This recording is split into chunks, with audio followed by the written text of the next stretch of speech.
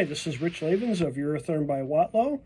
Today's a quick tutorial on how to save or restore a configuration file and load it into or save from the Eurotherm nanodac. So I have my nanodac here. I have got a USB card in the back.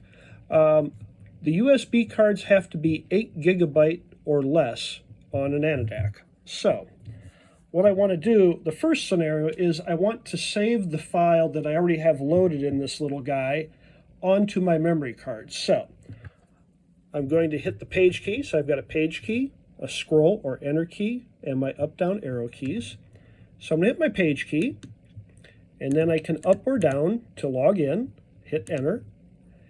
Again, up or down. So I want to log in as engineer, hit enter. Password, I want to enter my password. So here, yours will obviously be different than mine. So using the up, down, and enter keys, I want to enter my password, which is, in my case, 100. So 1, 0, hit the enter key after every digit, enter. When I'm done entering my passcode, hit my page key, and it'll say accept. In this case, I want to accept. Next, again, these are the folders on the side, but we actually start out in the correct folder for this, and that's the instrument folder. Hit enter, and then page up or down until I get to save restore. Hit enter. My operation is what I want, so I'm going to hit enter again.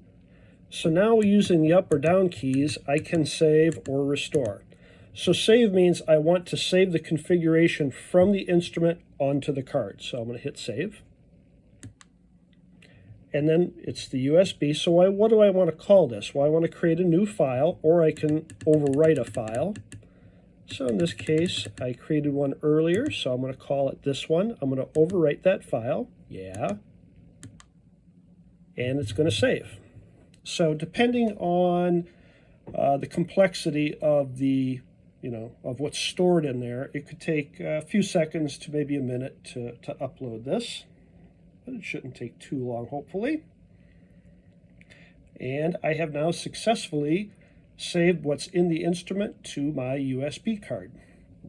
Conversely, if I have something on my USB, a new clone file that I want to load into the instrument, I would hit operation, and again, save or restore. In this case, I want to hit restore. Okay, so again, let's go down and find that file that I just saved. We'll save a different one. So there's a file in there called QWERTY. I want to hit that, and now I'm going to do a restore. For whatever reason, restoring from the USB takes a little bit longer than saving to the USB. So I'm going to kind of cut this video short, but I know since I've tried it before the video that this absolutely works. Anyway, it took maybe a couple minutes. So that is the instructional video on this. Hope it was informative, but give us a call or drop us an email and let us know. Thanks for your time. Bye.